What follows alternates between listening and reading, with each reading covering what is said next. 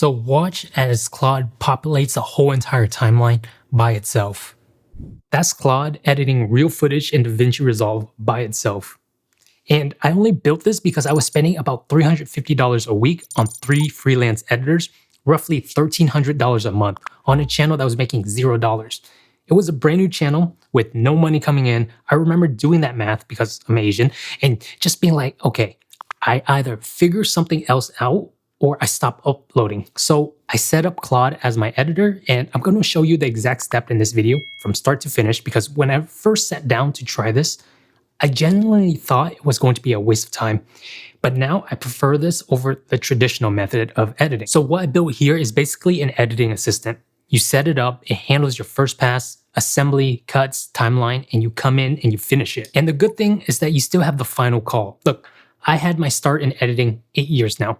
I don't mind it. I just got tired of the monotonous cuts that eat your whole afternoon. And especially if you're a solo creator buried in your timeline, this speeds that up dramatically. If you're newer and you actually want to watch the process happen in Resolve, you can learn from it as well. You don't have to hand everything to AI. This just takes that repetitive part off your plate. So right here, we have the DaVinci Resolve MCP by Samuel Gursky. This has all the skills that you would need in order to drive your agent, Claude Code or Codex or whoever you're using, in order to take control of your DaVinci Resolve editor. This has a lot of information, and if you've never seen something like this before, this is a GitHub page. It's basically a code base so that the editors or your agent can understand how to manipulate DaVinci Resolve the way that you would, except this has all been codified. You'll take this link here, you will copy, and then we'll move into your agent. With that said, what you want to do is you want to go down here, open up a new folder, and scroll down to your directory. So your directory will be in here. It has a little house icon right next to it. Name it DaVinci Resolve MCP. I'm just going to do this. We'll open it, and you should see this right here. Now, this is a local folder on your computer. Now I'm going to tell it something like, help me set up this repo. And we will drop in this link here, do plan, keep on high, and press enter. And I'll let this run by itself. It will help me set up the entire repo. I'll show you the folder right at the very end. So it will go through and search your folder to see if it has any files or duplicates. What it does after that, it creates us for us a plan. So it checks all of our files, make sure that we have the correct files. And this is the step that it takes. So it's going to clone it. It creates an isolated virtual, install the files in there. It wires it up, tell the user to check the resolve setting, make sure that your files are correct, and then verify it. I'm going to go ahead and run this now. And by the end, pretty much you'll be following me step for step. Go ahead and put it on accept and then auto mode as well. Everything finished. And over here, this is our folder. You can see the path down here. Oh my goodness. 10 gigs left. I'm gonna have to clear out some things very soon. All the files that you saw from that GitHub repo is now within our computer. So from here, this is where we're gonna work on from now on whenever you start your Claude Code session. But before we do any of those things, I want you to install the superpower skills. We'll copy and paste this, github.com/obra/superpowers. And if you don't know what superpower does for you, it makes your agent way smarter than it really should be. It's a very great plugin. I use it for almost everything. I always use the brainstorm skill, but there's a whole host of other skills as well that I haven't really explored. It's just the brainstorm skill is so good in what it does. You'll paste in the prompt. I'm going to erase this part, but you'll keep this part in, okay? Actually, you know what? You're going to have to install the superpower skills before. So just paste this prompt into a new chat, run it, and once that's done, then you can run your original prompt. So I'm going to go ahead and run this, or you can install superpowers from here as well. This is, you go into your directory, go into your plugins, go to browse, type in superpowers, and go to your partner. It's also right here. So you can install from right here. This is connected from Anthropic, by the way, so very trustworthy. Or you can do it from here. I would be careful about installing random things on GitHub. Sometimes some of these things might be compromised, whereas if you install it from the Claude plugins itself, a little bit well, I would say a lot more trustworthy. The next step, what you're going to do is you're going to create a new session, okay? Once your chat is done setting up all the folders, you now have your folder ready in order to edit. I am going to click here. You can do Command N or click on New Session here, and that will put you into a new session. You go down here, click on where this folder is at, and do Open Folder. Browse to where it says DaVinci Resolve NCP or whatever you name your folder earlier, and press Open from there. Now you're in your DaVinci Resolve MCP, and we'll type a quick prompt. Hey, I'm starting on a new project called AI Edits My Videos for Me. I am going to put in the link to the footage and the link to the script, the Notion page for you to reference off of to edit and cut. Let's do the first 2 minutes of the video. Use the brainstorm skill. We'll put this into plan. Now I am going to pull my footage right here. We're going to copy the file path, or you can drag in the folder as well. Either way works. I do it this way though. And I'll go ahead and put in my Notion. Honestly, this is where I just keep all of my scripts. I keep everything inside of Notion, but if you have a centralized place where you can set up, it could be your notes, Google Docs, whatever the case is, right? Wherever you keep your script organized at, paste it in here. I am going to use Sonnet because actually we're going to use Opus in order to plan and brainstorm out the video first. Once it gets all that done, we'll switch over to Sonnet 5 in order to save token. This is the best of both worlds. You can use Fable 2, but like I mentioned earlier, it comes with a lot of token consumption. So be aware of that fact. So we'll do Opus. We'll keep it on high. If you're running a little bit low on tokens or you have a $20 plan, you can also use medium as well. High is just more of a luxurious thing to do, yeah? Here's my DaVinci Resolve. It's currently running through its code. It's going to start a new file soon. Let's see what it's currently doing. So right here, you can see it ran the command to open DaVinci Resolve, and it's doing all of these at once. Okay, now the agent, it did this by itself, by the way. It opened up Resolve, created a file called AIDR demo, first 2 minutes. It ingested our footage right here. So we have 3 clips. There's more footage to this video, but as a demonstration, we're only going to do the first 2 minutes. I don't want to edit the whole entire video in this session. So we can see what it's doing on the back end right now. It loaded up the environment. It imported C228889 and 90. It created a project timeline at 2997. And now it's doing its other agent things. And so this part, you're going to see the agent pretty much just populate everything all at once. So this is the first clip. In a moment here, it'll start loading the second clip. There you go. We're seeing the next beat now. This is beat 1. So that first one, that's first section, beat 0, beat 1, and beat 2. It has everything pre-cut already. So we have all of our footage here. The next thing that I want to do, which I'm pretty curious about, haven't tried this before yet. I'm going to take this clip here. We're going to change it to pink. And we're going to see if the AI recognizes, or Claude recognizes that this clip is pink. We want to move this pink clip all the way to, I don't know, this marker. Let's change this marker to cream. Move the pink clip to here.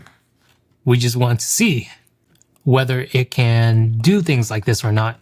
Because imagine you're trying to describe something. You're trying to say, hey, that pink clip that I marked, I want to move it to this part because you're trying to reassemble. Look, even yours pink cut this. Okay. Look at the pink clip and I want you to move it and follow the directions of the marker that I have, the cream colored marker. Also remove all the red markers as well. Put in that command. Okay. And I'm going to put it on this screen now. That way we can see what it looks like it's doing. Instead of moving the clip, it's doing is that it's understanding where the clip is located. And in relation to everything else, it's taking that clip, it's going to collapse the whole thing and it's going to move it to that spot. And there it is. It did this. worked out pretty well. The unfortunate thing right here though is that during this process, it did detach the clips from each other. So if we tried moving it again, do something else. Test it just in case. Now I want you to move that pink clip all the way to the beginning of the footage. If it works or not. It's moving the clips again. See a pink clip all the way at the beginning. Is the clip because how we know is this white gap, but it did change the clip from pink back to its original color. There we go. Never mind. It changed it back to pink afterwards. To have an idea of how this works, you can manipulate your clips however you like. And the next thing that you can do too is, let's say for example, you want to remove this silence space. You can either put a marker. And so this is what we have done all the way up to this point. So right now our input so far is that we have our footage, our script, WhisperX. WhisperX is essentially a tool or an app that Claude uses in order to transcribe footage, because a lot of these AI, they can't watch videos the same way that we as humans watch videos. They scan through each frame and dissect it. Then they take your audio and transcribe into words. That is how they process videos at its core. Now there's some AI like Gemini, it can realistically watch videos, but there's a certain limit to that, like a capacity limit. If you're more than 2 gigabytes, it can't watch it. So you have to trim it or cut it up and make it smaller. It's like the limit is 2 gigabytes in 60 minutes. So the first thing we did was it made sure DaVinci Resolve was accessible on the computer. Then it set up a timeline, a 29.97 timeline. It imported all the footage. After that, it analyzed the footage. Now it takes the transcript and it takes the video footage and transcribes it into words. It analyzes each word and it creates different files for each clip so that it can then align. So that is what it has done all the way up to this point in the background. If you don't have a script, I would say that you could still use this specific method to make your first cut. Just be very careful. Literally handhold it through the entire process. Have it transcribe all of your footage and then handhold it through. Don't let Claude or any of your other AI agent make any necessary cuts without your permission at first until you can completely trust it. The question is, would you trust a junior editor or a brand new editor to your team with the first cut without giving them any directions at all? Just to that, maybe it depends. Me personally, I would like to see how it does things first. I would rather be involved with the process and just train it. Just looking at the audio waves, it trimmed it pretty well. There was one section I noticed earlier where this one was kind of like a mistrim, but that's okay. Like for the most part, you could see it cut everything pretty well. You don't have to do any of that manually, which is the important thing. But you see right here, there's like a whole big chunk of space. And right here as well. So what we're going to do, just so that I can show you, is we're going to ask the agent this. I want you to go through the timeline and mark all the spots with dead spaces with a red marker so that I can review, and then I'll approve on whether you can cut out those dead spaces or not. We'll send that through. The idea here is to see how accurate it can be and if it even recognizes where there are dead spaces and where there's not. And the reason why you want to do this as well is so that whenever you tell it, hey, cut out the dead spaces, you can be sure that it cuts out the right dead spaces. Or, once it marks it on here, we can go through and let's say, for example, the space that it does is just too much. We can remove out that marker. All right, so I had it go back and take a look. And so you can see it's not perfect. It's not perfect. I don't know what this cut is even. Like the parts that it marked aren't necessarily the parts that we cared about. See, it could have marked right here. It's marking some pretty random spots. Like right here too, both of these parts. Unless it might be off. But you can see, this is what I mean by when I say these editors aren't perfect. You still have to go through and fix them yourself, especially if there's some dead air. Like, you can leave them, but I always make it a point to go back through and polish it. I mean, there's this beginning part too. That's too much dead space for an introduction, right? Or starting a video. And especially this part. This is the main portion that I would have liked it to cut out that it did not do. So a little bit disappointing, but this is why I say still have your job. And tell it at 1 second. It's in 1 second. There's a big gap. Do it yourself. Just do it yourself. It's a lot quicker than just telling it, but for you. See, just like that, you're done. It's just some scenarios where doing things yourself so much quicker. Like here, there's a slight gap. I want to cut this whenever there's motion. Feels smoother. Just how it is. Right here. Big gap at the end. We're going to cut that. And we're going to move this here. Now a chunk. What happened here? And that's the exact finished version of this in the actual.